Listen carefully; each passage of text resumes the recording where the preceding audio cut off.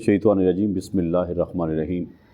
تمام تعریفیں اس خالق کائنات کے لیے جو انسانوں کو نیکی کی توفیق عطا کرتا ہے، اور درود ہو حضرت محمد مصطفیٰ صلی اللہ علیہ وآلہ وسلم کی ذات اقدس پر جن کی غلامی پہ ہم سب کو فخر ہے۔ بصیرت مسلمان، یقیناً یہ ہماری خوش قسمتی ہے کہ ہمیں حضور اکرم صلی اللہ علیہ وآلہ وسلم کی غلامی نصیب ہوئی ہے اور ان کے امت میں ہم پیدا ہوئے ہیں۔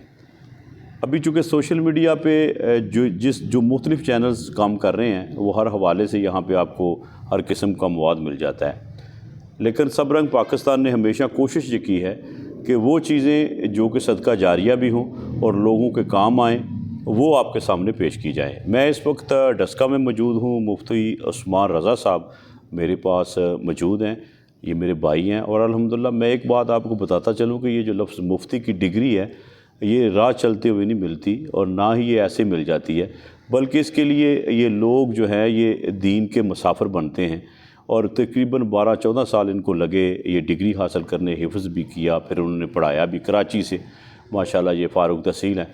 تو میں نے سوچا کیوں نہ چونکہ میرے اپنے شہر کا ایک مفتی جو ہے وہ الحمدللہ ہمارے پاس موجود ہے، تو ہم کیوں نہ ان سے استفادہ حاصل کریں اور سب رنگ پاکستان کے لوگوں کو کچھ معلومات دیں۔ شب برات آ رہی ہے، رحمتوں کی رات، برکتوں کی رات ہے، بخشش کی رات ہے، تو اس حوالے سے میں مفتی صاحب سے گفتگو کروں گا اس حوالے سے، تاکہ وہ باتیں ہمارے کام آ سکیں۔ بہت شکریہ جی۔ السلام علیکم جی۔ وعلیکم السلام ورحمۃ اللہ۔ اچھا مفتی صاحب، پہلے تو بہت شکریہ کہ آپ نے ہمیں وقت دیا، اور مجھے بڑا فخر ہے کہ میں اللہ کے گھر میں بیٹھے ہیں، آپ یہاں پہ ماشاءاللہ تدریس کا کام بھی کر رہے ہیں، امامت بھی کر رہے ہیں یہاں پہ، تو اللہ تعالیٰ آپ کو صحت تندرستی عطا۔ شب برات کے حوالے سے، اس کی فضیلت کے حوالے سے کچھ ہمارے جو قائرین ہیں ان کو بتا دیں جی۔ بسم اللہ الرحمن الرحیم۔ اللہم صلی علی سیدنا و مولانا محمد وبارک وسلم علیہ۔ سب سے پہلے آپ کا شکریہ غلام مصطفیٰ صاحب، اللہ پاک آپ کو برکتیں عطا فرمائے، مزید دین دنیا کی برکتوں سے آپ کو مالا مال فرمائے۔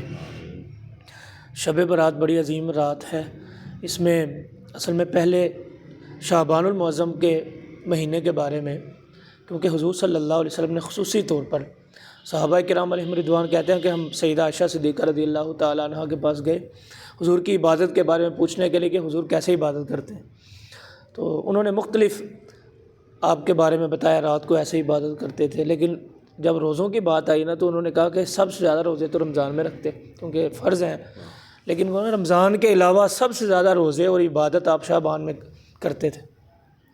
تو اس کی وجہ کیا؟ تو انہوں نے کہا حضور اکثر کہا کرتے تھے یہ شعبان میرا مہینہ ہے۔ اب دیکھیں نا، آپ ماشاءاللہ سمجھدار ہیں کہ میں اگر کسی چیز کو کہوں یہ میری چیز ہے تو اس میں کوئی کوالٹی ہوگی، اس میں کوئی چیز پائی جاتی ہوگی، اچھائی پائی جاتی ہوگی، تو میں کہوں گا یہ میری ہے۔ تو آقا کریم صلی اللہ علیہ وسلم نے دیگر 11 مہینوں کو یہ نہیں کہا کہ یہ میرے ہیں سب اللہ کے ہیں، اللہ کے رسول کو عطا کیے گئے ہیں، لیکن خصوصی طور پر اگر 10 چیزیں رکھی ہوں، ان میں سے ایک کو پکڑ کے کہ یہ میری ہے، تو اس میں کوئی خصوصیت ہوگی۔ آقا کریم صلی اللہ علیہ وسلم نے اگر یہ فرمایا کہ شعبان میرا مہینہ ہے تو اس میں کوئی خصوصیت ہوگی، تو اس لیے فرمایا۔ وہ خصوصیت کیا ہے کہ رب کی رحمتیں ہیں، رب تعالیٰ کی فضیلتیں ہیں، اللہ پاک اس میں برکتیں عطا فرماتا ہے۔ تو اس لیے سب سے پہلے یہ سمجھنا چاہیے امت کو کہ حضور نے اس مہینے کو اپنا مہینہ قرار دیا، تو اس میں ہمیں بھی چاہیے کہ حضور کے مہینے کو یہ سمجھ کر کہ یہ ہمارے پیارے نبی کا مہینہ ہے، ہمیں اس کی عزت و توقیر کرنی چاہیے۔ اچھا مفتی صاحب، یہ بتائیں کہ شعبان کا مطلب کیا ہے؟ شعبان ایک تو یہ بات، اور دوسرا یہ ہے کہ یہ جو شب برات کے حوالے سے مختلف لوگ مختلف باتیں کر رہے ہیں، تو اس رات عبادت اور فضیلت کی اس رات کے حوالے سے احادیث کی روشنی میں جو ہے ہمیں کچھ بتا دیں۔ اصل میں احادیث سے پہلے قرآن پاک کی طرف رجوع کرتے ہیں۔ اللہ قرآن پاک میں فرماتا ہے فیہا یفرق کل امر حکیم، اس رات میں ہر حکمت والا کام اللہ تقسیم فرما دیتا ہے۔ اس میں مفسرین کے اقوال پڑھے نا، چونکہ ہمارے مجتہد علماء کرام ہر آیت کو غور تفکر کے ساتھ حضور کی احادیث کو سامنے رکھ کر پھر فیصلہ کرتے تھے کہ یہ قرآن پاک کی آیت کیوں ہے۔ تو یہ آیت کریمہ کو پڑھنے کے بعد ہمارے اکثر علماء کرام نے یہ کہا یہ شب برات کے بارے میں آیت کریمہ ہے، یعنی اس میں اللہ پاک حکمت والے کام تقسیم کرتا ہے، یعنی اس سے مراد کیا ہے کہ آئندہ سال تک کتنا رزق ملنا ہے، کس نے پیدا ہونا ہے، کس کو موت آنی ہے، کس کو پریشانی آنی ہے، کس کو نعمتیں ملنی ہیں، یہ سب کچھ جو ہے نا وہ ہوگا، وہ ایک بندے کے ساتھ جو معاملہ ہونا ہے۔ کئی لوگ سوال کرتے ہیں کہ کیا اللہ نے پہلے نہیں لکھا ہوا؟ اللہ نے لکھا ہوا ہے۔ بعض چیزیں ایسی ہوتی ہیں کہ وہ جیسے گھر میں کھانا آ جاتا ہے مثال کے طور پہ، وہ پورے گھر والوں کے لیے ہوتا ہے، لیکن جب تقسیم کیا جاتا ہے تھوڑا اس کے لیے تھوڑا اس کے لیے، تو اللہ پاک نے پہلے لکھا ہوا ہے، لیکن اللہ پاک نے جو دینا ہے اس سال میں وہ اللہ پاک لکھ دیتا ہے۔ پھر آقا کریم صلی اللہ علیہ وسلم کی حدیث جامعہ ترمذی کی ہے، جو لوگ اعتراض کرتے ہیں اس بات پر کہ کہاں لکھا ہوا ہے، لکھے ہوئے کی کمی نہیں ہے، لیکن مسئلہ غلام مصطفیٰ صاحب اصل میں مسئلہ یہ ہے کہ جب یہ کئی مرتبہ کہتے ہیں حدیث ضعیف ہے، اس کے اوپر لگا دیتے ہیں کہ یہ ٹھیک نہیں ہے، حدیث سے ثابت نہیں کچھ ہو سکتا، لیکن اپنی باری آتی ہے تو وہ ضعیف حدیث سے بھی ہر چیز ثابت ہو جاتی ہے۔ وہ پھر سیدنا ابوبکر صدیق رضی اللہ تعالیٰ عنہ کے یوم کا جلوس بھی ثابت ہو جاتا ہے، یوم عمر فاروق کا بھی ثابت ہو جاتا ہے، کہاں کہتے ہیں کہاں لکھا ہوا ہے، وہ پھر نہیں، جب ہماری باری آتی ہے تو پھر کہتے ہیں کہاں لکھا ہوا ہے۔ جامعہ ترمذی کی روایت ہے، سیدہ عائشہ صدیقہ رضی اللہ تعالیٰ عنہا، میں رک کر یہ بھی بات بتا دوں، مفتی تقی عثمانی نے اس روایت کو یہ لکھ کر یہ اپنی کتاب کے اندر لکھا ہوا ہے، اور ساتھ کہا جو لوگ کہتے ہیں شب برات کہیں نہیں، شب برات ہے لیکن اس میں عبادت کرنا یہ بدعت ہے، اس نے کہا ہے، اس کا مطلب ہے نا، بات تو ہو گئی نا۔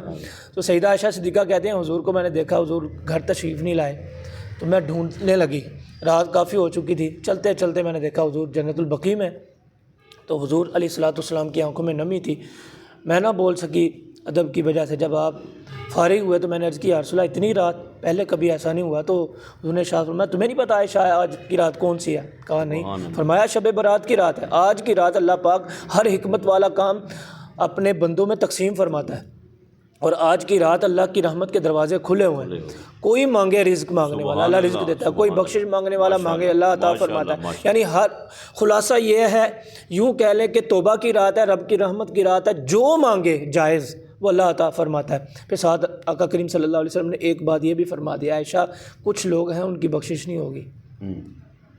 وہ کون لوگ ہیں؟ کہ جو ماں باپ کے نافرمان ہیں، وہ لوگ جو سود خوری کرتے ہیں، وہ جو رشوت کا لین دین کرتے ہیں، غیبت کرتے ہیں، چغلی کرتے ہیں، اور اس کے علاوہ ناجائز لوگوں کو تنگ کرتے ہیں۔ یہ اس روایت کے اندر حضور نے پھر ساتھ ہی فرما دیا اگر یہ توبہ کر لیں، توبہ کر لیں تو پھر ہو سکتا ہے، لیکن توبہ نہ کریں تو پھر اس کے علاوہ ہر بندے کی بخشش ہے۔ اور یہاں تک فرمایا بنی کلب کی بکریوں کے بالوں سے بھی زیادہ، سبحان اللہ، ایک برابر ہوتا ہے نا، اس سے بھی زیادہ۔ بنی کلب عرب کے اندر قبیلہ تھا، ان میں سے ہر شخص نے تقریباً ہر گھر کے فرد نے بکریاں رکھی ہوئی تھی، ایک بکری کے بال نہیں بندہ گنتی کر سکتا، تو وہاں پہ ان کے پاس ہزاروں لاکھوں بکریاں تھیں، ان کے بالوں سے بھی زیادہ حضور نے اکثر کا لفظ ارشاد فرمایا، اس سے بھی زیادہ اللہ گناہ گاروں کی بخشش فرماتا ہے۔ لیکن یہ ساتھ آپ نے فرما دیا یہ لوگ ہیں ان کی بخشش نہیں ہوگی جب تک توبہ نہ کر لیں۔ ماشاء اللہ، بہت شکریہ مفتی صاحب، اللہ تعالیٰ آپ کو صحت تندرستی عطا فرمائے، آپ ہمارا فخر ہیں جی، انشاءاللہ نیکسٹ بھی انشاءاللہ آپ کے ساتھ اسی طرح کے نشستیں ہوں گی۔ تو یہ بتائیں کہ اس حوالے سے کوئی خاص وظائف، خاص عبادت، کوئی نوافل کا طریقہ وہ بتا دیں تاکہ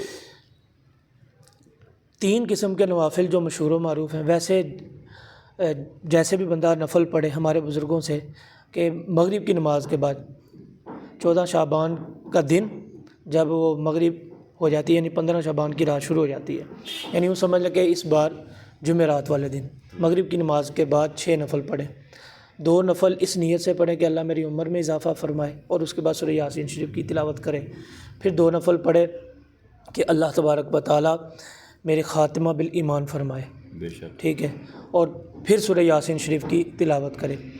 اور تیسرے جو 2 نفل ہیں ان میں یہ ارادہ کر سکتا ہے کہ اللہ پاک میری بخشش فرمائے میرے والدین کی، اور بھی باتیں ہیں کہ نیت کی، لیکن یہ خصوصی طور پر اس کے بعد پھر سورہ یاسین شریف کی تلاوت کرے۔ اس کے بعد کہا گیا کہ یہ جو 3 نیتیں کرے گا، سورہ یاسین شریف کی تلاوت کرے گا، جو دعا مانگے گا اللہ تبارک و تعالیٰ اس کو عطا فرمائے گا۔ دوسرے ہمارے بزرگوں نے کہا کہ اگر کسی میں ہمت ہے، ہمت نہ بھی ہو، اگر ممکن ہو سکے 100 نفل اگر پڑھ سکتا ہے تو اس کا فائدہ یہ ہوگا کہ اللہ 100 فرشتے اس کے لیے پیدا کرے گا آسانی کے ساتھ، جو مرضی صورت پڑھ لے۔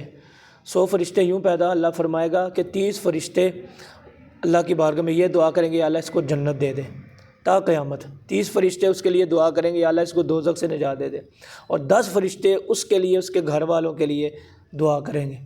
اور تیسرا صلاۃ التسبیح کی جماعت ہے. صلاۃ التسبیح کی حضور نے ارشاد فرمایا کہ اگر ممکن ہو روزانہ پڑھی جائے، نہیں تو ہفتے میں یعنی جمعے والے دن، اگر یہ بھی نہیں تو مہینے میں 1 مرتبہ، نہیں تو سال میں 1 مرتبہ، نہیں تو فرمایا زندگی میں 1 مرتبہ ضرور پڑھو، اس کی بڑی برکتیں.